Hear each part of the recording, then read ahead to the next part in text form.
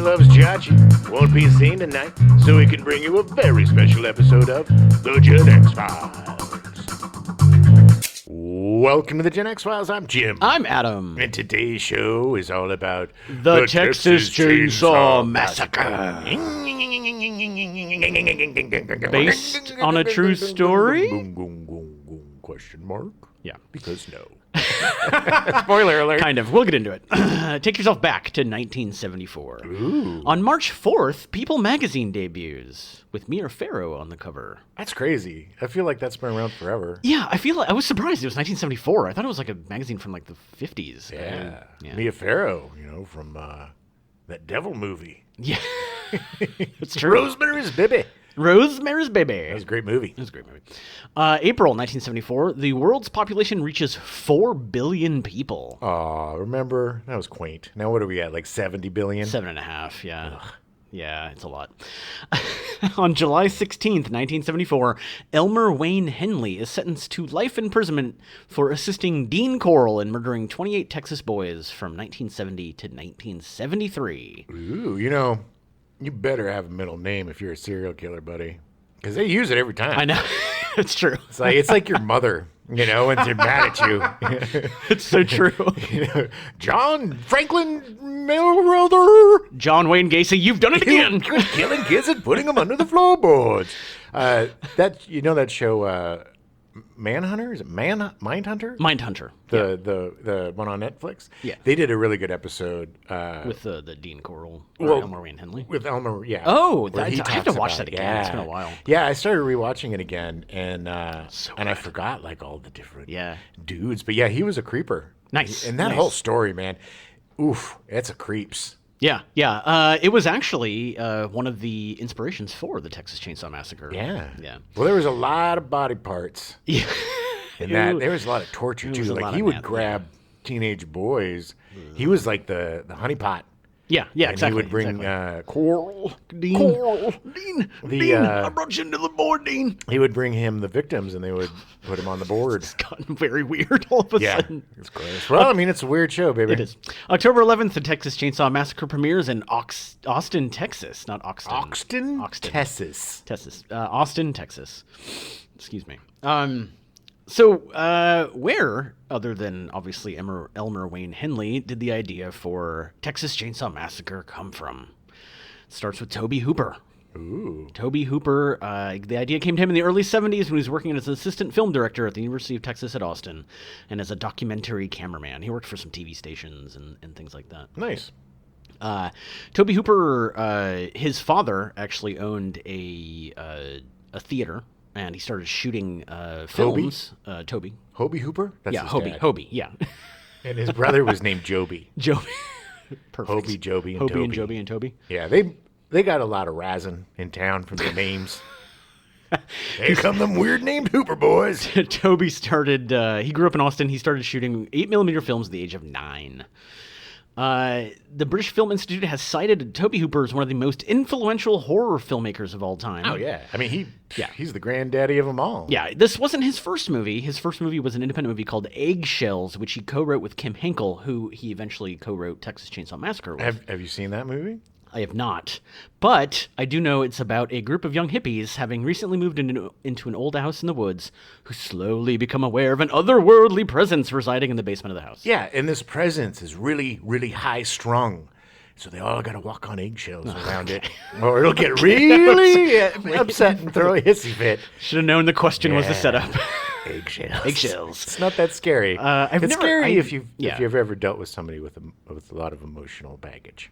Yeah, if you got to deal with high-strung people, very scary. He had already developed a story involving the elements of isolation, the woods, and darkness.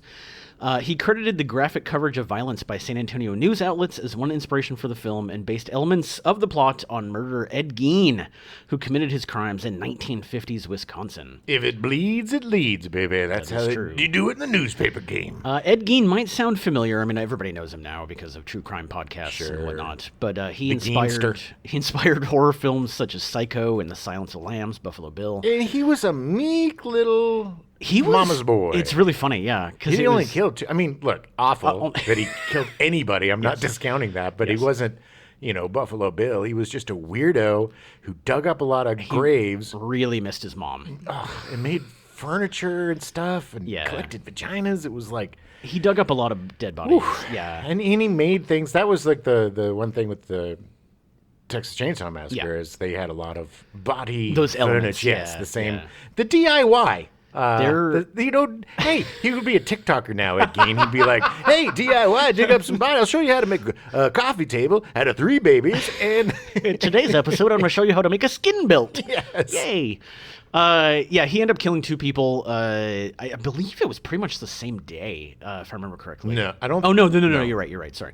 The second one was the lady that ran the hardware store. And when they got into his house, 3 of the cops actually quit that day because they were like, we can't deal with this. Oh, it was disgusting.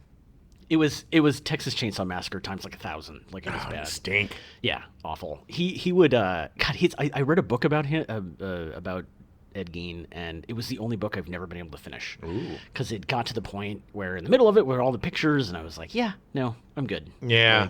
Yeah. But to Ed Gein's credit, as soon as he got into prison, he was a model prisoner and apparently never hurt anybody ever again. Yeah, well, if only they got him there for grave robbing and not for murder. Yeah, if somebody had checked on him and, Where'd you get all these bones, Ed? Graveyard. Let dig them up. Don't ask me about my mom. He actually did have he had a little Boy Scout friend who would come hang out at his house, but the kid never said anything to anybody. Poor kid. Now there's a movie. Yeah. The Last Boy Scout. Ed Gein was crazy. It was a huge deal. You think about like in our time, like the O.J. Simpson case and how huge it was. Yeah.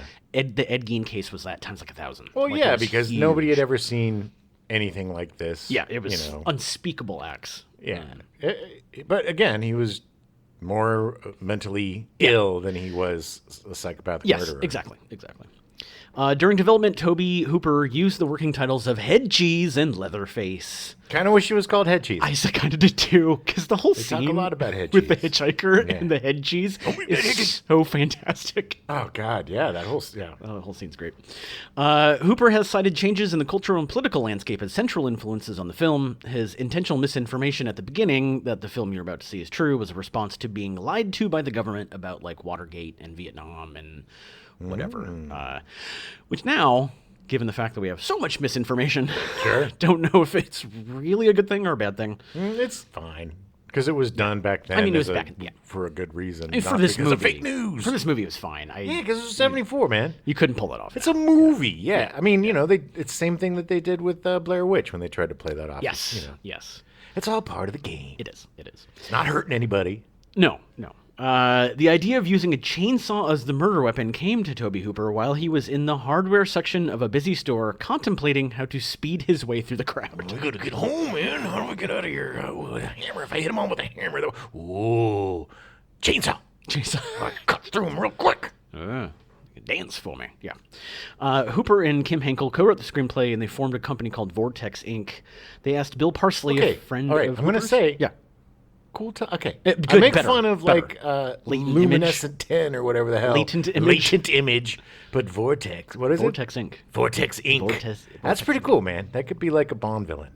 Yeah, they asked his friend Bill Parsley for provide funding. Parsley formed a company called MAB Inc., through which he invested $60,000 in the production. I thought he was part of a law firm.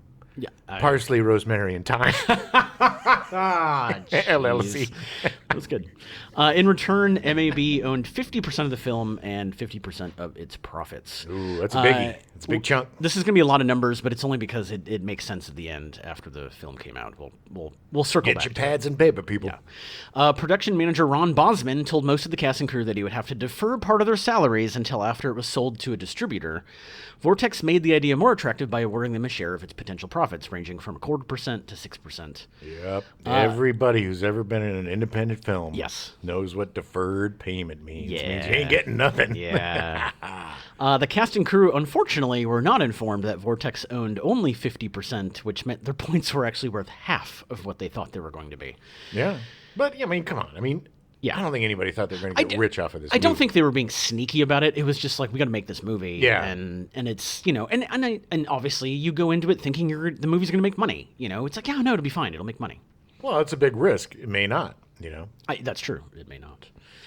Many of the cast members at the time were relatively unknown actors, Texans who had played roles in commercials and television and stage shows, as well as performers whom Hooper knew personally, such as Alan Danziger, who played Jerry, and Jim Sydow, who played Jerry. Jim Sydow was the cook, the with the funny teeth, the one who they show up at the gas station, and he's like, "You should come and get some barbecue." You mean the Papa? Yeah. Well, He's the technically, he was credited as the cook. Right, but he's like isn't he He's the like- dad of Leatherface and James Franco? I think so. And James Franco, yes. Which we will get to. Well, maybe he's their brother. I don't know because He might be their brother. I don't. Yeah. I mean, he was when they shot this. He was in his 50s, so Dad sounds right. It definitely wasn't the grandpa. No, I mean he was because old. yes, Yeah. we saw the grandpa. Marilyn Burns played Sally Hardesty. The lead role of Sally was given to Marilyn, who had appeared previously on stage and served on the Film Commission Board at UT Austin while studying there. Her other big roles she did is that she appeared in a TV miniseries Helter Skelter in 1976, Nice. which I've never seen. It's great. I mean, it's an interesting take on the whole Manson sitch. Yeah. She passed in 2014 from a heart attack in her sleep. No. But she did make the rounds. She always came out to the horror cons and signed a lot of autographs and did a lot of pictures. She loved this part. Like, she thought it was very fun. Well, sure. Paul A. Partain played Franklin Hardesty. Franklin. Yeah. I have never loved and hated a character so much. Good Lord, man. I just would think being on, it's just like, oh, man. That's such, if you're directing that guy, there's such a fine line between completely annoying and true to the character, which is completely annoying. But, man, I have never, ever had less sympathy for a disabled person. An invalid, as they called him. Yeah. Paul A. Partain originally read for the part of the hitchhiker, but the film's director was not impressed. Yeah, because he probably was super over the top. He was like, the hitchhiker never goes, so I need to do this. Hooper had Partain read for Franklin and cast him in that part instead. Partain passed from cancer in 2005 in Austin. But he actually had a pretty good career. He did a bunch of other stuff, nothing ever as big as this, but he had a pretty good career. I don't know what that was. Well, he's got some really good moments in the movie. And if you think about it, his character, I mean, how sucky would it be to be the tag-along brother? Yeah. And, and everybody's got to get you out of the wheelchair, and you got to pee in a coffee can. And then, that's what your and then introduction you is, rolling down a hill while you're peeing with in your a coffee wiener can. out, trying to pee in a coffee can because, buddies won't hold you up. Yeah. So you can pee like a man. It was a big truck. I mean... A van. Van. Oh, it's a van. Well, no, I meant the truck that knocks them down and sends them down. It wasn't a big truck that drove by? The wind? Yeah. The wind That's is what blew literally him what down? it was. Yes. Poor Franklin. He's just got no luck, baby. It just rumbled by, and he's suddenly like, I'm peeing everywhere. Help me. Alan Danziger is Jerry. Jerry. He has a master's. He actually, before this, got a master's in social psychology and a master's in social work before he ever started acting. Jerry's a bit of a very smart man. Snooty tooty, isn't he? Mr. Jerry. His movie debut was actually in Eggshells, Tobe Hooper's first movie. The Texas Chainsaw Massacre was his second and final role. He stopped acting after this. Well, he had enough. But he started a company called the Three Ring Service. It was an entertainment company since 1978. The company provides entertainment for corporate events and parties. He's now retired, but his current project is perfecting Chainsaw Jerry's Beef Jerky. With the motto, a cut above the rest. Gross. I mean, I'm sure it's going to be great. It's got to be good jerky. I'm sure it is. I mean, you have to make good jerky if you're going to sell got to have good jerky if you're going to sell Texas Chainsaw Massacre jerks. 100%. I mean, it's going to have to be good. Can't be an inferior product. Terry McMinn was cast as Pam. So it was her first feature. She was actually spotted in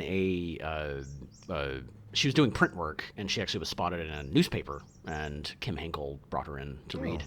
Wasn't she like a leg model? Or Yeah, they asked her in her final audition to wear short shorts, and because apparently she auditioned like 3 times, but the final one she walked in, and they were like, yeah, okay, like this is it. That's why they had that graphic shot, low shot, butt shot. Yeah, Of yeah. her walking to the Wearing thing, the backless swimsuit or whatever. and the Yeah. tiny little Yeah.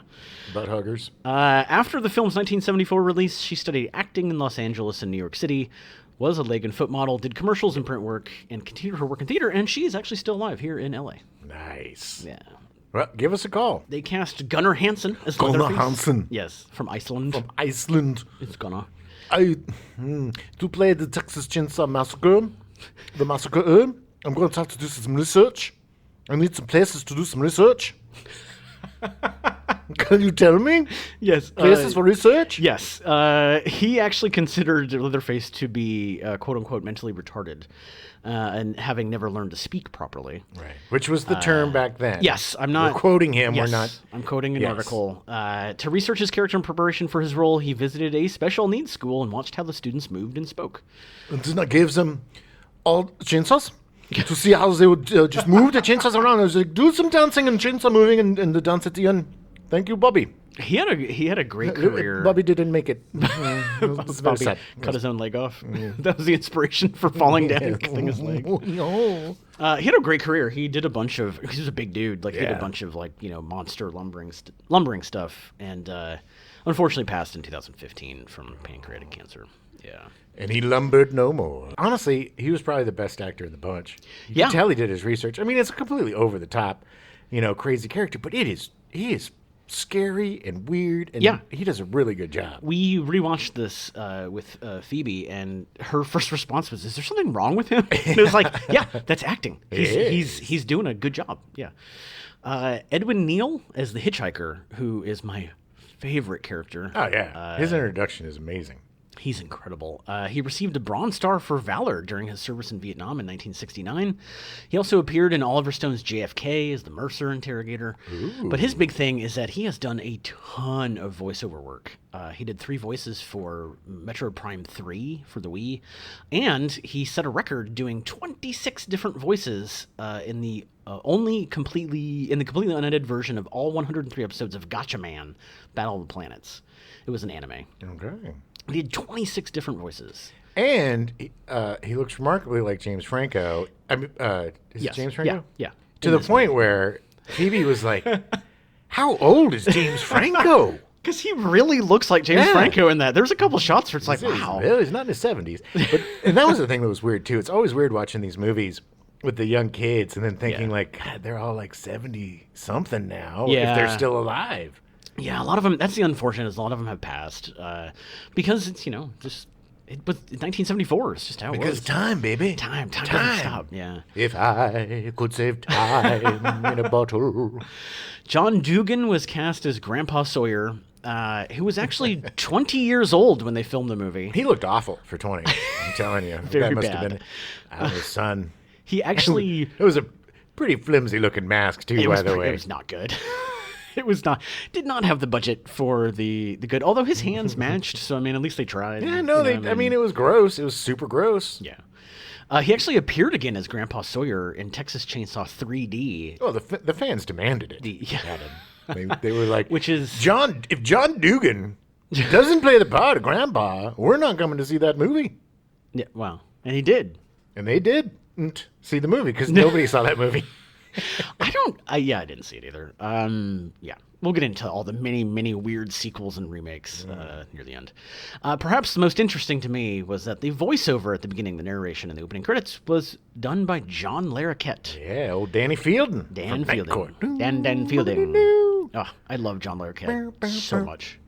I mean, he did other stuff too, but Dan Fielding is a great character. He was great. Did you ever see that movie Blind Date? Oh yeah. He was such a sniveling. Oh, he was just so gross in that movie. So perfectly gross. Yeah, he was absolutely. I love John Larroquette, and he was great. And if you watch it again, you can hear it. You can actually hear it.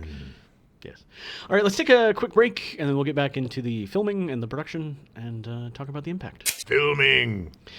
The small budget and concerns over high-cost equipment rentals meant the crew filmed 7 days a week, up to 16 hours a day. They were kids, baby.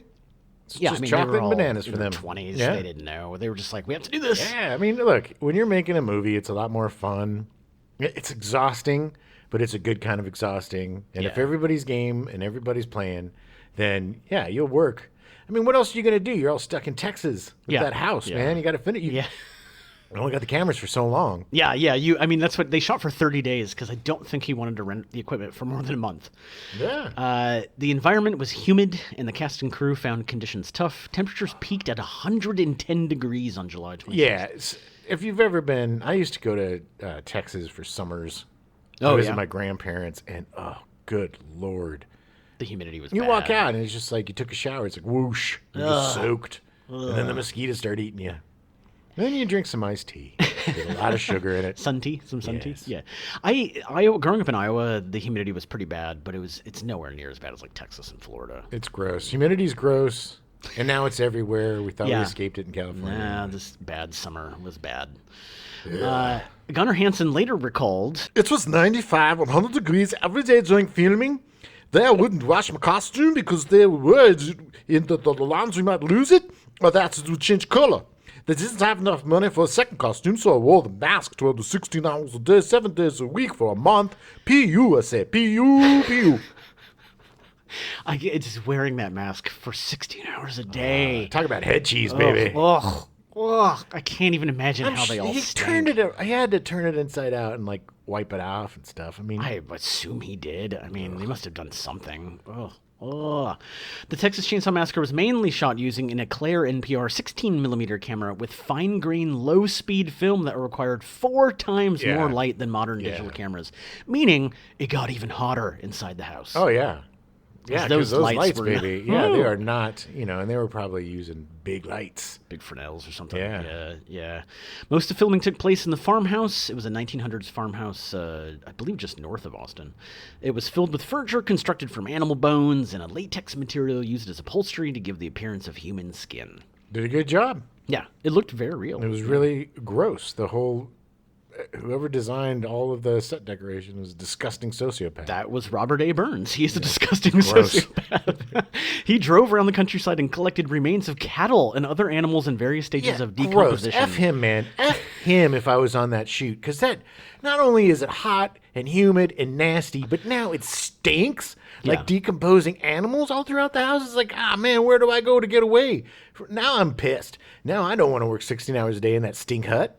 No way, baby. He also covered the walls with drops of animal blood. Oh, God. And there was almost no ventilation in the house. Which probably brought flies and more bugs and maggots. So gross.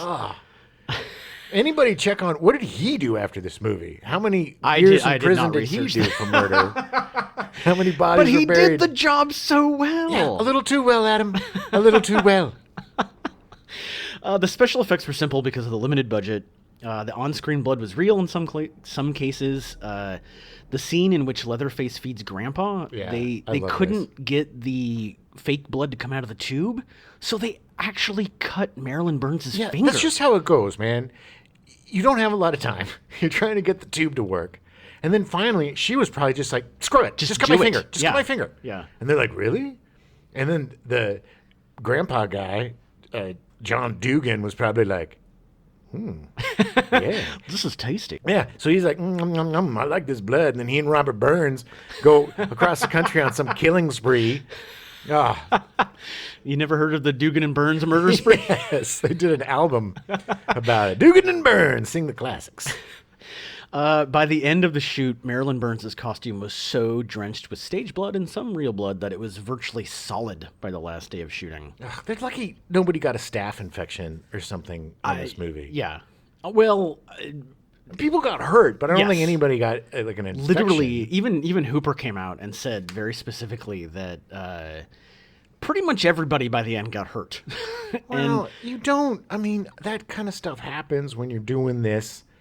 I can't tell you how many times I've been hurt doing some rinky-dink stage production or some crappy short film or something. I've had stitches, I've had bruises, I've had bumps. Safety is sprains. never your top priority. And it's also your fault, too, because you get all into the moment and you want to be all like boobity-boo. So, you got to take a little bit of responsibility. But still, it's not... You don't have OSHA sitting around on that set, making sure Right. everything is compliant. No. The scene in which Leatherface kills Kirk with a chainsaw worried actor William Vale, who played Kirk. After telling Vale to stay still lest he really be killed, Hansen brought the running chainsaw to within 3 inches of his face. I would have walked. Yeah, man. I would have been like, "F you, man." That was ridiculous. Well, the funny thing is that there is literally no information about William Vale, so I don't think he did any more acting after this. I think Maybe he was done. died. Maybe might they have. buried him under the thing. He was a victim of Dugan and Burns. Yes, the very first Dugans and Bergens collaboration. A real hammer was used for the climactic scene at the end, with some takes also featuring a mock-up. However, the actor playing Grandpa, John Dugan, was aiming for the floor rather than the victim's head. Well, it so looked like didn't he actually- hit the head a couple of I times. think he did. It might have been the mock-up, hopefully. I hope so. Yeah. Like I said, Hooper noted that at the wrap party, all the cast members had obtained some level of injury. He stated that, quote, everyone hated me by the end of the production, and that it just took years for them to cool off. Everybody's been involved in something that is just, if you're an actor or whatever, you've done something that is just pure hell. That Yeah. when you meet up with somebody else that was in it, you're like, oh my God, you're like survivors. Yeah. There's a Yeah. bond that you'll have Yes. forever because you've been through this traumatic event. Yeah. When they finally finished filming, they pretty much destroyed their entire $60,000 budget during post-production. They estimate that the budget ballooned anywhere between $90,000 to $300,000. Yeah, because everybody underestimates post. Here's the two things that independent filmmakers screw up on. 100%. Yes. Post and sound. Yes. Everybody thinks, oh, anybody can do sound. No, they can't. Sound is an art just like anything else, and you better get somebody who knows what they're doing, or your thing's going to sound like crap. So don't skip on sound. It's one of the priorities. And triple. Yeah. I know you say Don't just double, double. but triple what you think it is, and then double it, and that'll be your post. Yeah, it was ridiculous how much they end up spending in post.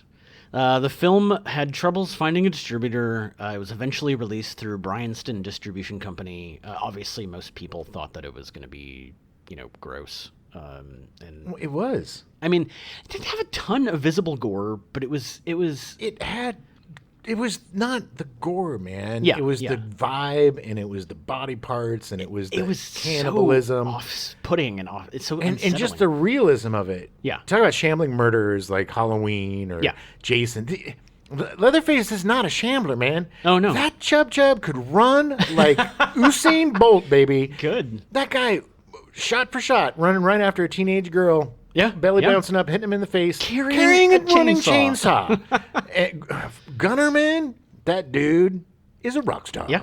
There's a reason that the Oh, it's super frightening. toughest man on earth, is that what's called? Strongest man on earth is always an Icelandic guy. Yes, they're tough. Whew. Yeah. So the film was released through Bryanston Distribution Company. After everyone at the top was paid, they had put in a bunch of money to it, and they took like 35% of the profits. Oh yeah, distributors. Distributors? Distributors are snakes a lot of the Yeah, time, yeah. and they will read your contracts. People read Yes. them, and then have a lawyer read them, Yes. and then maybe have another lawyer read them because there's always going to be something that's going to screw you Yeah. up. Because hey, they just want to make money. A lot of them yeah. are just Oh, yeah. predatory, baby. They do not care about you No. or your movie or anything. They're Because gonna they get money first. And they don't Exactly. care if it makes $5,000. They get that $5,000, and Exactly. the rest of you can F off. Exactly. So it's like they won't promote. I mean, it's an awful system. It is. After everyone at the top was paid, and at the top being the distribution company, it wasn't the cast and crew like Toby Hooper and the producers and stuff. There was only $8,100 left to distribute between the 20 cast and crew members. The producers eventually sued the distribution company for failing to pay them their full percentage of the box office receipts. Eventually, in 1983, the movie was bought by New Line Cinema, and the producers received a much larger share of the profits.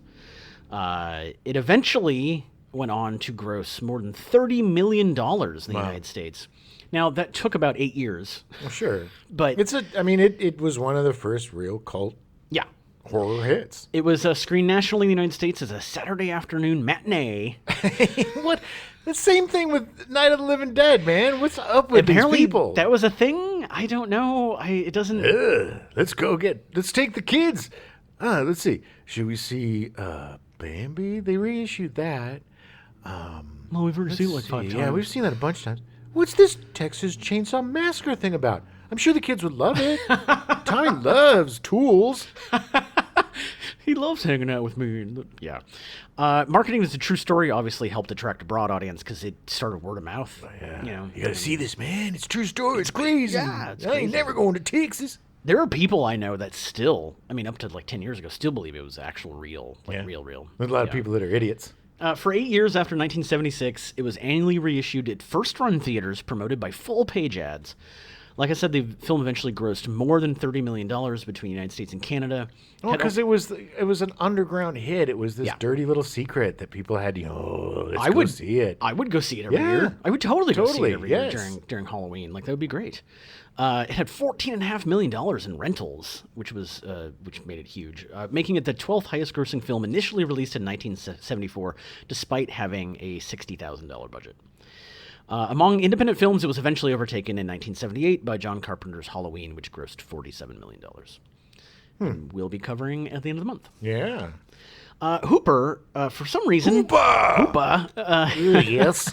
Oh, did somebody call my name? He thought that the MPAA would give the full uncut movie a PG rating because of the lack of visible gore on the screen. Oh, that's super sweet. Yeah. That he would think that. Instead, they gave it the X rating. Yeah, because it freaked him out. They Yeah. were just like, this goes against all of our religious beliefs. How dare you? This is blasphemy. He cut out several minutes, and they eventually moved it down to an R rating. And it was actually recut into a romantic comedy between Leatherface and Pam. Yeah. Oh, that's nice. It's very cute. Yeah. At the end, they both dance with the chainsaw. And then they get in the back of the truck and they leave. Yeah, and there's like little Iris skulls being pulled behind the behind the car, like Just in love. married. Yay. Yeah. In San Francisco, theatergoers were disgusted and walked out. In Ottawa, Canada, the police threatened to shut down a theater showing it on morality charges. Hey, look, this is immoral. So we're gonna have to ask you to leave, and we're gonna shut it down here. Okay? This is not Canadian. Okay? We're a nice people here. We don't like watching this stuff. Take your movie and go back to the U.S. of A., buddy. Okay? Have a good day. Such a dead-on Canada impersonation. That's great. The movie was banned in the UK. In fact, it was banned for 25 years in the UK. Good Lord. They tried, in fact, to the point they didn't want this movie to be shown so much that they banned the word chainsaw in any movies that were released. Yeah. In fact, there were movies that were knockoffs, so Texas Chainsaw Massacre, they had to change their titles to be released in the UK. Most of that The was... Rocky Mountain Chainsaw Jubilee. They changed it to the Rocky Mountain Buzzsaw Jubilee. Yes. That was mostly due to the British Classification Board, the British Board of Film Classification director James Furman was in there for like 30 years. And in 1999, he actually retired. The board immediately passed it with a theatrical and video distribution of Oh, 18. you bastards. Yeah, Just waiting for my retirement to get that Yeah. damn chainsaw movie. It was the proudest day of my entire life of being in charge of the BBFC was when I made sure that chainsaw movie was never shown in London. Yeah. Wait, And now it is. it's being released? Oh, damn it. It's actually pretty good. I watched it. It was It actually wasn't that bad, actually. The Australian Classification Board refused to rate it until 1984, which made it essentially not able to be seen in Australia for 10 years. Well, Australia is just a bunch of criminals. You know, think Australia would be like, yeah, this is great. well, they don't want to encourage all those criminals to start carrying chainsaws. It was banned for multiple periods in I love Australia. many other countries. We had a Yeah. good Australian guest. We do have a Brendan. good He's Australian. back in Australia. He had enough He of is. the USA. He was probably smart on his part. Yeah. Although, God knows, Australia's not doing great either. It was banned in many other countries, including Brazil, Chile, Finland, France, Iceland, Ireland, Norway, Singapore, Sweden, and West Germany. Sad that it was banned in Iceland. I'm sure Gunnar was probably super excited to go. Oh, my being parents like, want to "Hey." see it. They were so excited to see it, and they couldn't. They was very excited to see me dance with the chainsaw. I practiced very many days.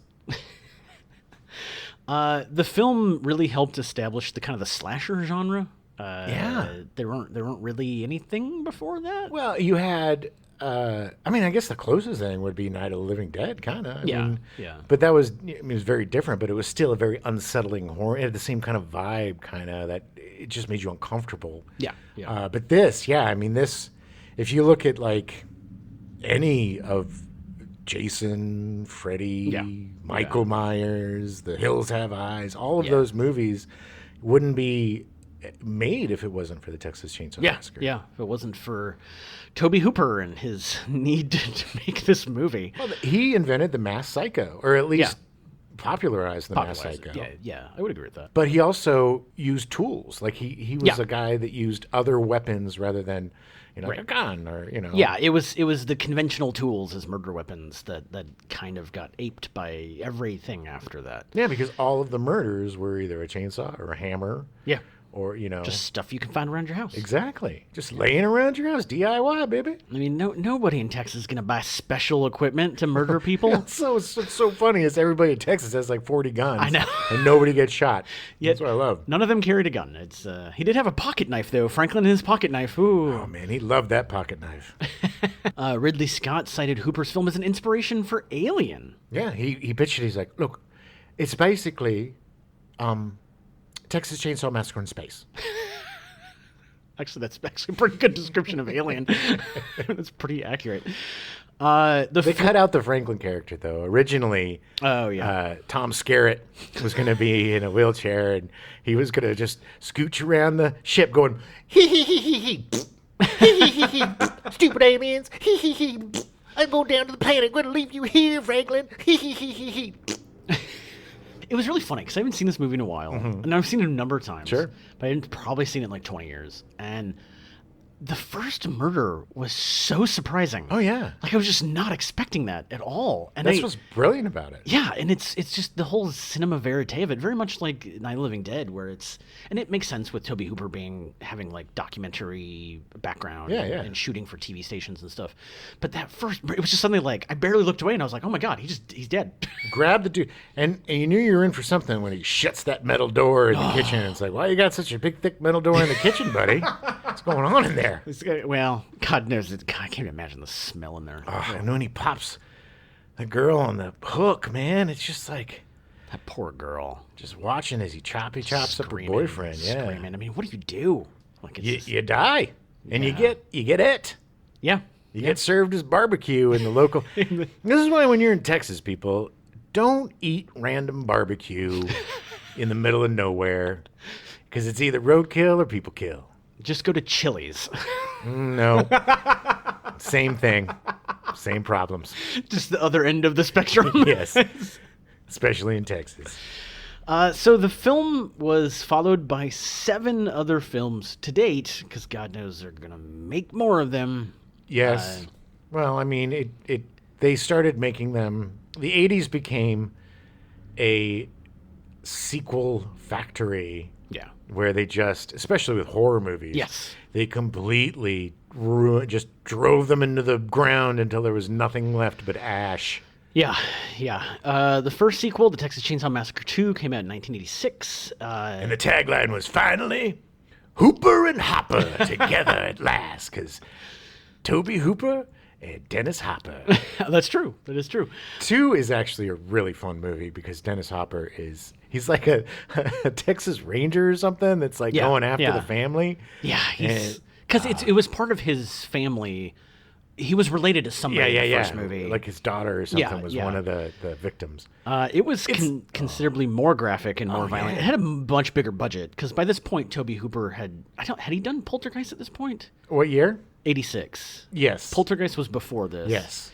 But he had done a bunch of other movies. He did Life Force, which is one of my favorite Tobe Hooper movies. Life Force. Came out in 1985. Space Vampires. I actually had the pleasure, the New Beverly, every year they do a Halloween thing where they start the movies at like 7 o'clock at night and they go till like 6 in the morning. Oh. And it's just like 8 movies back to back. And Life Force is one of them. And Tobe Hooper actually came out and spoke. And Nice. it was cool to see. Very sad when he passed. But he was great. He was brilliant. But so at this point, they gave him a big budget. They said, "Yeah, we can cash in on this. We can do this." And then immediately upon release, Australia banned the movie for 20 years. What's up, Australia? Just Do not like immediately. chainsaw movies. Yeah. The first release it got in Australia was a revised special edition DVD in October of 2006. Take that, Australia. Yeah. Probably again, one person going, nope, nope, Can't do this. Can't do this. Nice. Okay, so then in 1990, it was Leatherface, the Texas Chainsaw Massacre 3, which was the second sequel to appear, although Tobe Hooper did not return because he was shooting a movie called Spontaneous Combustion, which I've never seen. I don't know. It came out in 1990, but Kim Henkel did write this.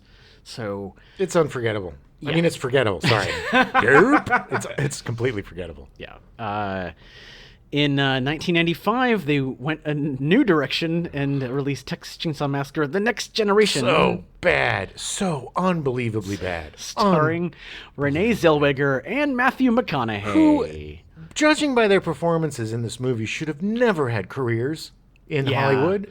My God. Yeah, it's really There's a not reason good. why you can't find it anywhere. Yeah. Because everybody involved in it is so mortified and embarrassed by this steaming pile of poo that they put together that they need to bury it with the E.T. cartridges and all the Beach Boys albums. Okay. It briefly acknowledges the events of the preceding two sequels, but its plot essentially makes it a virtual remake of the 1974 original. 2003, the remake, it was Platinum Dunes, which was Michael Bay's company, directed by Marcus Nispel. That was when they were reimagining all the really good horror movies. And I'm reimagining, I'm making my little quotey quotes. Yeah. Because they just retreaded garbage. Yeah, they were Jessica unnecessary. Biel in that? Jessica Biel was in She's that, great. I love Jessica Biel. But no. It just wasn't necessary. at the end No, of the because day. it didn't. It was a glossy, slick Yeah. horror movie. You mentioned something before that is really important. You mentioned that because of his documentary work, the way that he shot the film, he knew. One thing about shooting documentaries is you know how to get emotion through the camera and how to capture moments because you have to find those moments. Yeah. Because you don't know what's happening, whether Right, it's in the right. interview or whatever is happening. So he used those skills to really create a film that was so visceral and so unsettling. And like you said, there was not a lot of gore, but the shots of the chainsaw, it was mortifying, and it was so like cinema verite and shot so much like a documentary. That's what made it so. Yeah. Because it feels like you're watching something that you shouldn't watch. Yes. And that's part of the uncomfortableness. Yes. Now, if you make a glossy, tons of crane shots and helicopter shots and beautiful, moist Hollywood actors with abs Just and butts. slick and, enough. Yeah, Yeah. you try to make the Leatherface even more frightening by blah, blah, blah, but it just makes it less everything. It's less is more on these movies, and this is what people don't understand. All these remakes fail because they don't realize that the magic, the lightning in the bottle, is the fact that these little movies were put together so well that they elicit such a feeling of dread or such a feeling of uneasiness that you can't capture in a big budget movie, I don't think. No, I agree. Just leave it alone, people. Let us have our classics. Now, granted, I will say I'm happy for Tobe Hooper because I'm sure he made a lot of money off that movie. So Great, yeah. I mean, happy for 100%. him. But It made enough money that they followed it with a sequel prequel called The Texas Chainsaw Massacre: The Beginning, which came out in 2006, which again I don't think I saw. it's all about Leatherface, who we find out his name is Timothy McMeans. Timothy McMeans. And Timothy has the aspirations of being a Broadway dancer.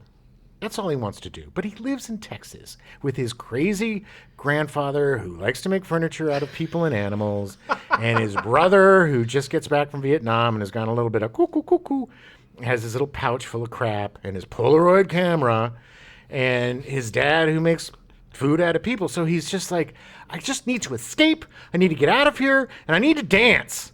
It was much like Billy Elliot. He's like, I need to dance. And Did it inspire Billy Elliot? a little bit, yeah. And then the grandfather takes a hammer and bashes him in the head. And he doesn't dance anymore. He never dances again, and his face is all gross. So he takes the face of his mother, cuts it off of her corpse, and puts it on his, puts a little makeup on and stuff. Gains a lot of weight because he's not dancing anymore. Oh, yeah. Picks up the He chainsaw. tries. Yeah. He tries to dance, but Picks up the chainsaw, ironically enough, to actually create ice sculptures for weddings. But he accidentally kills somebody who was watching him make this ice sculpture and finds that that's a little bit more his passion. And then we've got the Texas Chainsaw Massacre. You literally described the prequel Leatherface that came out in 2017. I saved you all an hour and a half. No, I don't know. Really? You don't think that was the I hope that is, man. I'm hoping. I'm going to write to the director if it's not. It would be awesome. But wasn't that like a DirecTV? Yeah, it came out in thing? 2017. It was DirecTV, but eventually, within a month or two, it was released on like video on demand and stuff like that. Curious. I didn't. It's set in the 50s. I don't think I knew that existed. Yeah. Before that, there was Texas Chainsaw 3D, which it was a direct sequel to the original 1974 This is where film. it gets so confusing. Another direct sequel, which it literally ignored everything else that had come before and made a sequel. Now, I've never seen Texas Chainsaw 3D, but I didn't know it was a sequel to the original movie, so now I'm kind of curious. What year was it made? It came out in 2013. Oh, so it was decent 3D then. Yeah. Not like Jaws 3D. No. But I guess, okay, you've squeezed every last ounce of what you can out of this franchise. So leave it alone now, okay? Let's just wash away all the bad stuff. I don't watch the original again. Yeah. Exactly. I mean, if you want to watch all the other stuff, go for it. The thing is, I'm sure people are like, well, I really got to see that Next Generation thing because if it's that bad, it's probably pretty good. And people know. Yeah. Do not be sucked in with it. It's so bad, it's good. It's just so bad, it's bad. It's bad. There's no fun or joy in it. The 8 different movies that are available for the Texas Chainsaw universe are available, except for Next Generation, on 4 different streaming services.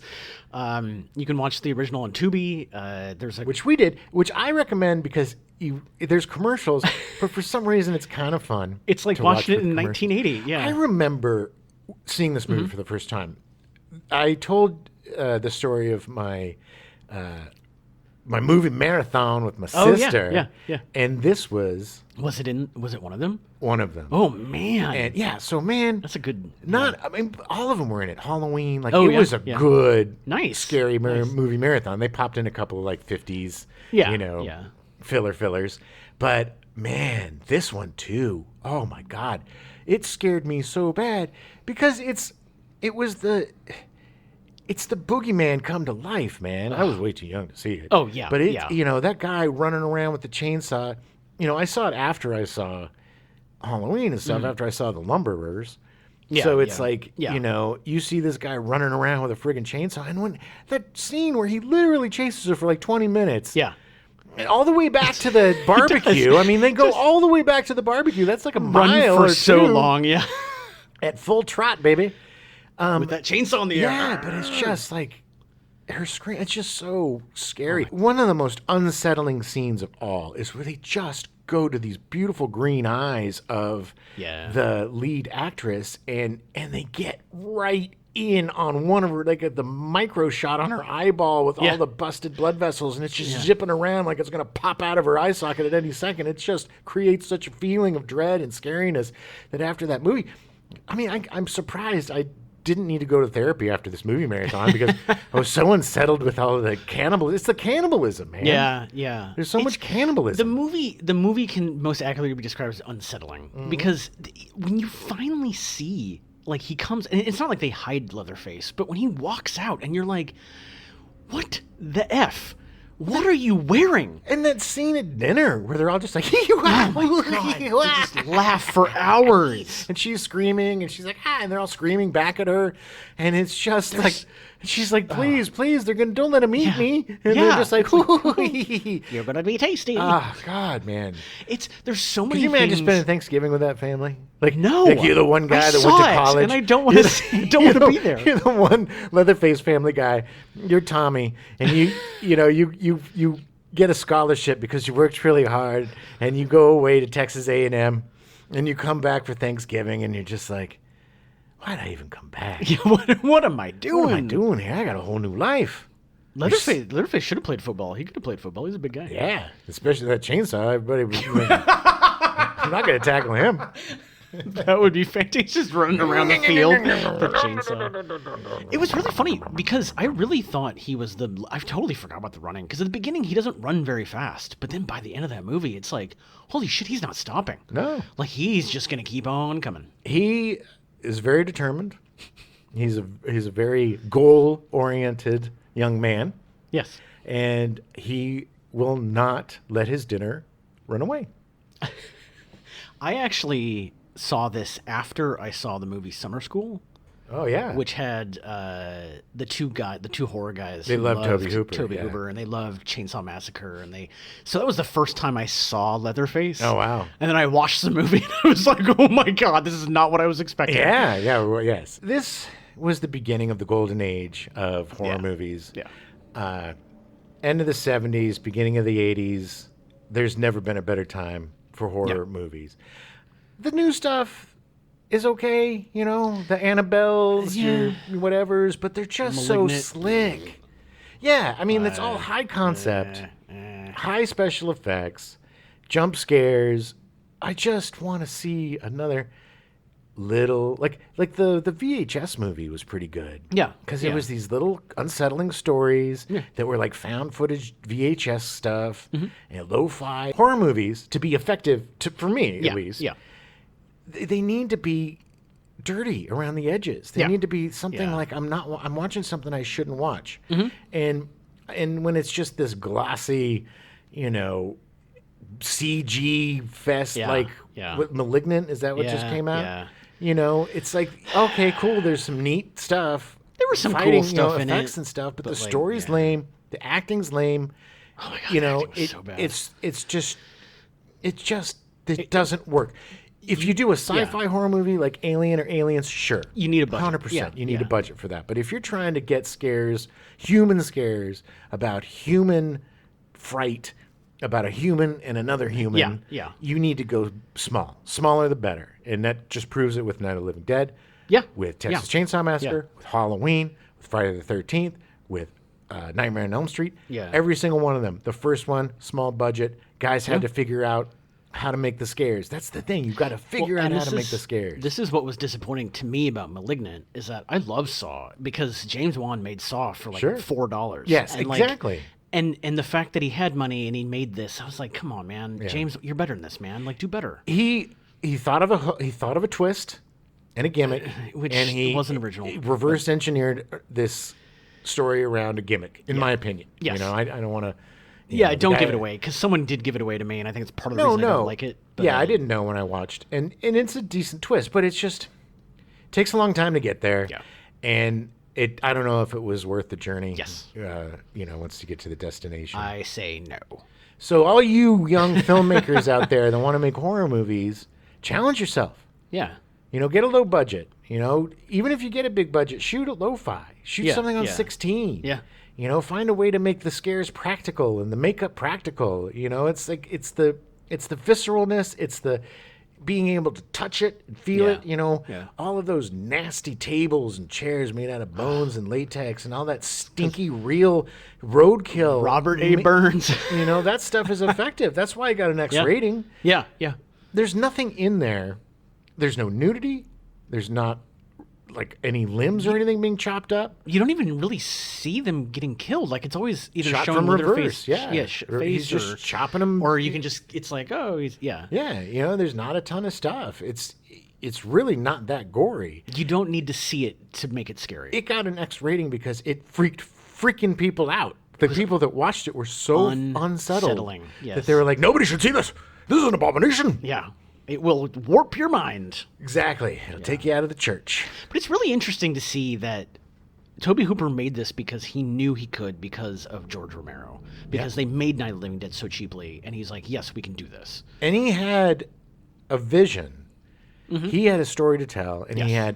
he had social commentary to sneak in there too. Yes. And every horror movie that pops a little something, a little bit of broccoli in with all of its sugar pies, those are the best. And if it has to be subtle too, it can't just be like, this, the environments are being ruined, and here's an environmental monster that's going to eat all the environmental polluters. But M. Night Shyamalan movie. Friday the 13th, they neglected this poor little kid. Yeah. This special needs kid who drowned. 100%. Mom is, spoiler alert for a 40-year-old movie. We'll talk about it later. But, I get that. Halloween, there's something behind it. There's something behind it. I think Halloween is the beginning of the soulless. Yeah. You know. Well, it's a critique of trying to brush the problems under the rug. Right, You know, yes. it's like, oh, there's an issue with this kid. We'll just send him off to the Exactly. asylum and ignore that he secrets lived. are always going to come up, you know. And so that's what was great about all these 80s horror movies. Like April Fool's Day, which is a great movie. Which all the way to the end, you're like, is this real? Is this not real? Yeah, And it yeah. does a brilliant job. What's the one where it's revealed at the end? Sleepaway Camp. Sleepaway Camp. Yes. You Oh my didn't even have God. to No, say it, and right. I knew what you were talking about. Sleepaway Camp. Brilliant movie. Yeah.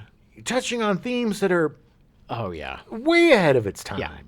Not the most sensitive way of dealing with it, of course, but it was the time. But I'm just Yeah. saying, it's not a horror movie's job to be super sensitive about No. social issues, but bringing up so many social issues are brought up through horror movies, and so many social ills are able to be explored through these horror movies. You know, the consumption of Right. capitalism is what Yeah. cannibalism is. We're eating ourselves. Well, So- and that's why at the end of Night of the Living Dead, they had to kill the hero. Like they had to leave it in because Yeah. that was it. It's like, no, this is real. This is what happens. It's bleak. yeah. There's sometimes things are bleak. Sometimes there's not a happy ending. And I think that's what really freaked out people back in the day, was not getting their happy ending. And I think that's what really Yes. got them to, with Night of the Living Dead. They freaked because they Yeah. didn't get a happy ending. Yeah. Wanted to ban that movie. Well, even watching Texas Chainsaw Massacre Yeah. again, the ending with her just screaming in the back of the truck, and then it goes to black. Yeah. Even Phoebe was like, "Oh my god, that's it." Yeah. It's like, yeah, that's it. It's That's just it. like screams and maniacally laughing. gone because crazy. She's She's escaped. gone Yeah, crazy, she's yeah. lost her mind. Yeah. And it's not a happy ending. Leatherface gets away. The whole Yeah, family gets yeah, away. yeah. So it's like that's what I think challenged these people, where they're like, "How dare you? Where's the comeuppance for the evil?" Yeah. And without that comeuppance, then it's like, oh, well, then I guess they're evil and they're supporting evil. This is They evil. must be evil. And it's just, it's like, no, dum-dum. You Put just- on your smart cap for called a second. subtext. Yeah, exactly. I think I really, subtext is baffling for some people. Yeah, I just think yeah, it's yeah, just yeah. not there. I just think some people are 100% black and white, and what a sad way to live. Yeah, I agree. Either way. I mean, if you're all white or all black, you're missing a lot of gray, Yeah. baby, and that's where Yeah. the fun is. Exactly.